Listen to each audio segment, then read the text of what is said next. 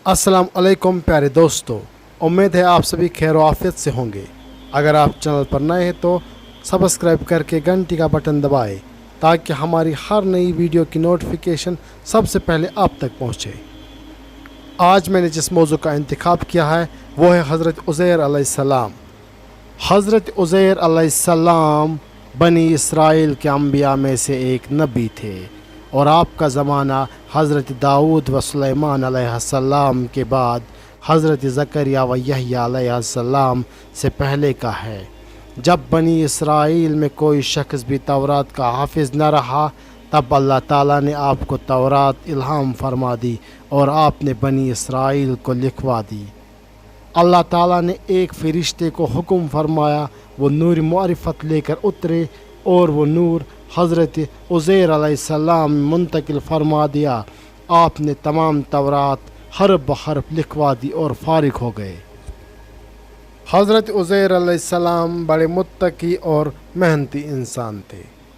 एक रोज़ अपनी ज़मीन की देखभाल से वापसी पर आपका गुज़र एक वीरान जगह से हुआ।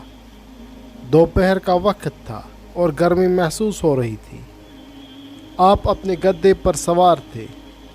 गद्दे पर से उतरे, एक टोकरी में जानवरों के लिए चारा और दूसरी में अंगूर थे। आपने एक इमारत के साए में बैठकर अपना प्याला निकाला, इसमें अंगूरों का रस निचोड़ा, फिर टोकरी में से सूखी रोटी निकाली, फिर अंगूर के प्याले में सूखी रोटी को भिगोने के लिए कुछ देर रख दिया। रोटी नरम होने के इंतज़ार में आप दीवार के साथ पाँवों का सहारा लगाकर लेट गए। इसी असना में आपकी नज़र छत पर पड़ी कि वो अपने अर्श पर खड़ी है और इसके मकीन हलाक हो गए हैं। इनकी बोसीदा खड़ियाँ मौजूद हैं तो बेसाख्ता आपकी ज़ुबान से निकला, इनकी मौत के बाद अल्लाह ताला इनको कैसे ज़िंदा करेगा। जो ही आपकी ज़ुबान से ये अल्फाज निकले, अल्लाह ताला ने आपके पास मौत का फरिश्ता भेजा। इसने आपकी रूह कब्ज़ कर ली और 100 बरस तक अल्लाह ताला ने आपको मौत की आगोश में सुलाए रखा। जब 100 बरस मुकम्मल हुए और इस दौरान बनी इसराइल में बहुत से नए हालात व वाक़ात रोनमा हो चुके थे तो फिर अल्लाह ताला ने आपके पास एक फ़रिश्ता भेजा। इसने पहले आपका दिल बनाया ताकि आप समझ सके, फिर आपकी आंखें बनाई ताकि आप इनके साथ देख सके कि अल्लाह ताला मुर्दों को किस तरह ज़िंदा करता है। फिर तख्लीक का आगाज़ शुरू हुआ। आप देखते और समझते जा रहे थे।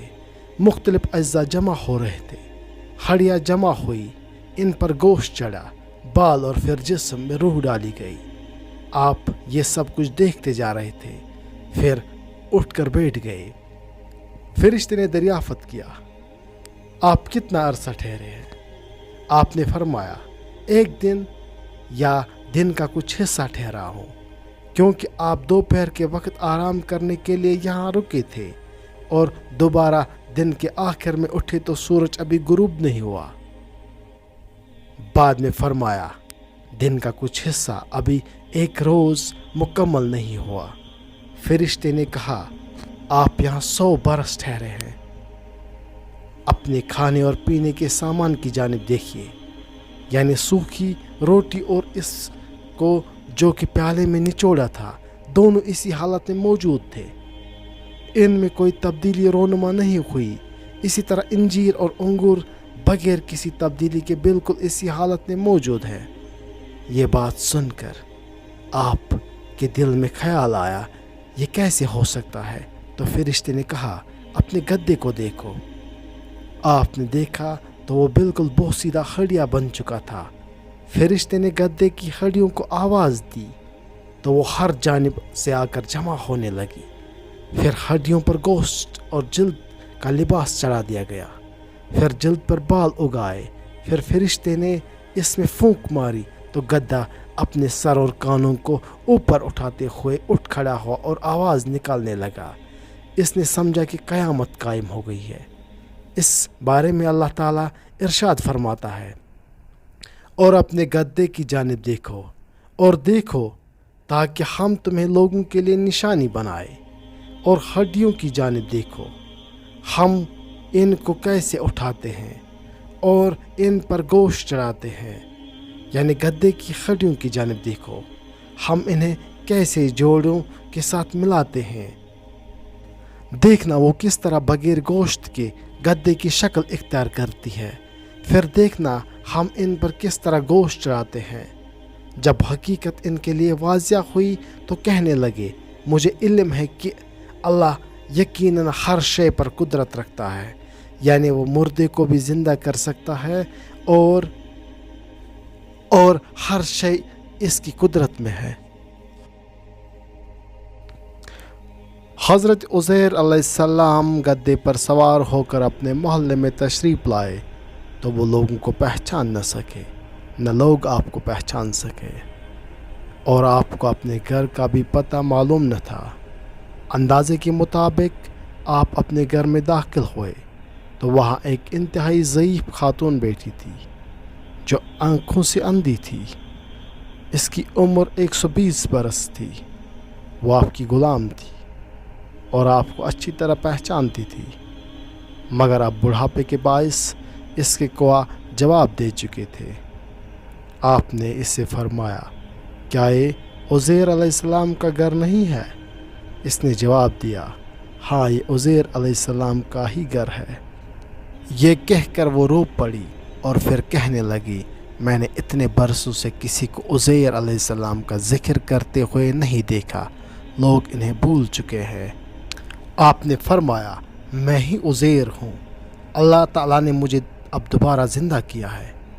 اس نے کہا، حضرت عزیر علیہ السلام تو مستجاب الدعات تھے، مریض اور مصیبت زدہ لوگوں کے لیے دعا فرماتے تھے تو وہ فوراً ٹھیک ہو جاتے تھے۔ آپ اللہ تعالیٰ سے دعا فرمائے کہ وہ میری بینائی لوٹا دے تاکہ میں آپ کو دیکھ سکوں، اگر آپ واقعی عزیر ہوتے تو میں آپ کو پہچان لوں گی۔ چنانچہ آپ نے رب ذوالجلال کے حضور دعا فرمائی اور اپنا ہاتھ اس کی آنکھوں پر پھیرا تو وہ ٹھیک ہو گئی۔ آپ نے اس کا ہاتھ پکڑ کر فرمایا، اللہ کے حکم سے کھڑی ہو جا۔ اللہ نے اس کی دونوں ٹانگیں درست فرما دی، وہ تندرست ہو کر کھڑی ہو گئی، گویا کسی رسی سے آزاد ہو گئی۔ اس نے جب آپ کو دیکھا تو پکار اٹھی، میں گواہی دیتی ہوں کہ آپ ہی عزیر علیہ السلام ہے۔ پھر وہ بنی اسرائیل کے ایک محلے کی طرف چلی گئی۔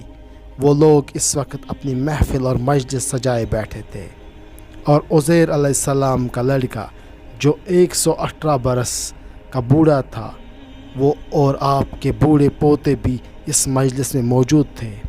اس نے انہیں پکار کر کہا، یہ دیکھو عزیر علیہ السلام تشریف لاتے ہیں، تو لوگوں نے اسے جھٹلا دیا۔ تب اس نے کہا، میں تمہاری فلاں غلام ہوں۔ انہوں نے میرے رب ذوالجلال سے دعا فرمائی تو اللہ نے میری بینائی مجھے لوٹا دی اور میرے پاؤں بھی ٹھیک ہو گئے ہیں۔ ان کا کہنا ہے کہ اللہ تعالیٰ نے انہیں 100 سال تک موت کی آغوش میں سلائے رکھا اور اب انہیں زندہ کیا۔ لوگ اٹھ کر آپ کے پاس آئے اور آپ کو غور سے دیکھنے لگے۔ آپ کے بیٹے نے کہا، میرے والد کے 2 شانوں کے درمیان ایک سیاہ تل ہے۔ جب آپ کے 2 شانوں سے کپڑا ہٹایا گیا تو آپ ہی عزیر علیہ السلام نکلے۔ تب بنی اسرائیل کے لوگوں نے کہا، عزیر علیہ السلام کے سوا کسی کو تورات زبانی یاد نہ تھی، اور بخت نصر نے تورات کو نظر آتش کر دیا۔ اب تورات کا اتنا حصہ باقی ہے جو کسی کسی کو یاد ہے، لہٰذا آپ ہمیں تورات لکھ دیں۔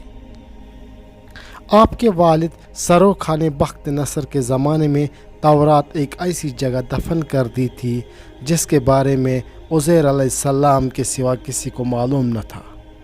آپ لوگوں کو وہاں لے کر چل دیے۔ وہاں پہنچ کر اس جگہ کو کھودا تو تورات نکال لی جس کے ورق بوسیدہ ہو چکے تھے اور تحریر مٹ چکی تھی۔